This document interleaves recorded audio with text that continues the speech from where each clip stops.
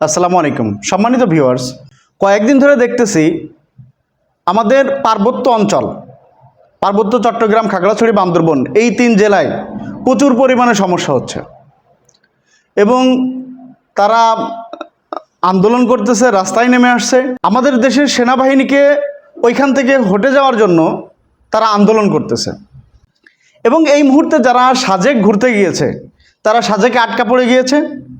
তারা ব্যাক করবে কিন্তু ব্যাক করতে পারতেছে না। একটা ভয়াবহ অবস্থার ভিতরে দেশটা যাচ্ছে। আমার কথা হচ্ছে ভাই, পাহাড়টা কি শুধু পাহাড়িদের না? পাহাড়টা পুরো বাংলাদেশের সম্পদ এই পাহাড়। অথচ তারা দাবি করতেছে কি যে এই তিনটা জেলাকে নিয়ে তারা আলাদা একটা কান্ট্রি গঠন করবে। আমি শুনলাম, সোর্স জানি না, যে তারা নাকি তাদের পতাকাও ঠিক করে ফেলেছে এবং তাদের জাতীয় সঙ্গীতও নাকি ঠিক করে ফেলছে। এটা সোর্স আমার কাছে নাই, আমি জানি না এটা সোর্স কি। কাফি ভাই কিছু কথা বলছে যে আমরা তো সবাই বাঙালি, কিন্তু তারা এটা স্বীকার করতে নারাজ যে তারা বাঙালি। তাদেরকে কি বলতে হবে? তারা পাহাড়ি, তারা আদিবাসী। তাদেরকে আবার উপজাতি বললে তারা মাইন্ড করে। তাদেরকে বলতে হবে তারা আদিবাসী।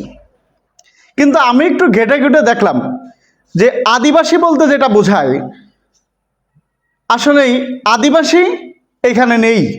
এখানে আদিবাসীর সংখ্যা খুবই কম। এখানে বিশেষ করে অনুপ্রবেশকারী বেশি।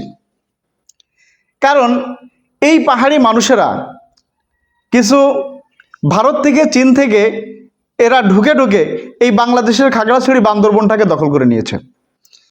আমাদের পাশের কান্ট্রির গুলা আবার তাদেরকে বিভিন্নভাবে অস্ত্র দিয়ে সহযোগিতা করে এইখানে প্রায় 5 থেকে 6টা অস্ত্রধারী সংগঠন গঠন করেছে।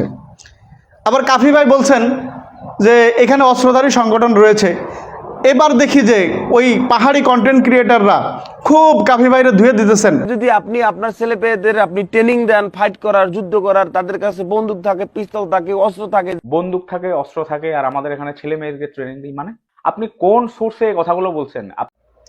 এখানে নাকি কোনো অস্ত্রধারী সংগঠন নেই। মিস্টার কাফি কোনো কিছু বিষয়ে ন্যূনতম জ্ঞান না রেখে এভাবে। আমি তাদেরকে বিনীতভাবে বলতে চাই, ভাই এই যে ভিডিওগুলো আপনারা দেখেন, সোশ্যাল মিডিয়ায় ভিডিওগুলো ছাড়াইছে, এগুলা কি বাঙালিরা অস্ত্রধারী? এগুলা কি বাংলাদেশিরা এই অস্ত্র নিয়ে ঘুরে বেড়াচ্ছে? ভারী ভারী অস্ত্র, যেই অস্ত্রগুলা আমাদের অনেক সেনাবাহিনীর কাছেও নাই, এমন ভারী অস্ত্র, যে অস্ত্রগুলো আপনাদের হাতে রয়েছে। আপনাদের ছেলেরা ওপেনলি ঘুরে বেড়াচ্ছে অস্ত্র নিয়ে, অথচ আপনারা কিভাবে সুন্দর করে নাটক সাজিয়ে বলে দিচ্ছেন যে আপনাদের কাছে অস্ত্র নেই। What is this? আবার কাফি ভাইয়ের কাছে এক ভাই ফোন দিয়ে বললেন যে আমরা ওইখানে যারা বাংলাদেশি বসবাস করি, আমাদের এতটা সমস্যা যে আমরা নিজেদেরকে বাঙালি পরিচয় দিতে পারি না। আউটলি আপনি মানে বাঙালি পরিচয় দিতে পারেন। হ্যাঁ, আমরা যারা পার্বত্য চট্টগ্রামে যারা বসবাস করি, আমরা কিন্তু সংবিধানে 1997 সালে যে একটা শান্তি চুক্তি হয়েছিল, সেই শান্তি চুক্তি কিন্তু আমরা বাঙালি না, আমরা হচ্ছি উপজাতি। 4টা উপজাতি সশস্ত্র গ্রুপ আছে চাঁদার জন্য। হ্যাঁ, আপনি এটা মানে জেনে আতঙ্কিত হয়ে যাবেন। এখানে যদি একটা মুরগিও বিক্রি করতে হয়, ওদেরকে চাঁদা দিতে হয় এবং সমস্ত অধিকার তাদের। বাঙালিদের ওইখানে কোনো অধিকার নেই। ওইখানে বাঙালি সামান্য একটা মুরগিও যদি বিক্রি করতে যায়, তাহলে পাহাড়িদেরকে ট্যাক্স দিতে হয়। আপনারা বলেন যে আপনাদের ওদিকে ঘুরতে যাব, আপনাদের ওদিকে আমাদের তো নিরাপত্তা নেই।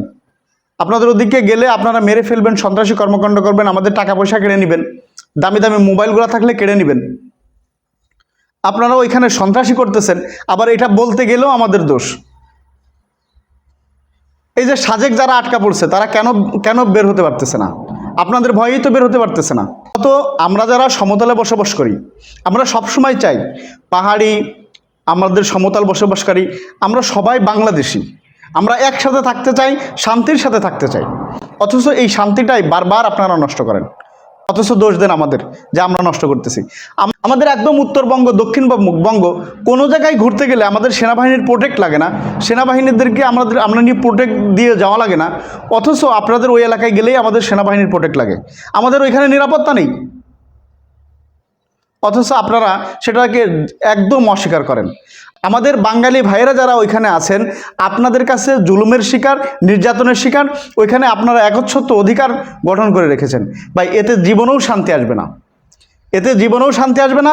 আপনারা নিজেদেরকে এখনও স্বীকার করেন যে আপনারা বাঙালি, বাঙালি না হন, আপনারা বাংলাদেশি, বাংলাদেশের মানুষ, সমতলে বসবাসকারী এবং পাহাড়ে বসবাসকারী। আমরা কাঁধে কাঁধ মিলিয়ে একসাথে চলতে চাই, ভালো থাকতে চাই, এই দেশটাকে সুন্দরভাবে করতে চাই। সন্ত্রাসী কর্মকাণ্ড থেকে ফিরে আসেন এবং সুন্দরভাবে জীবনটাকে পরিচালনা করার চেষ্টা করেন।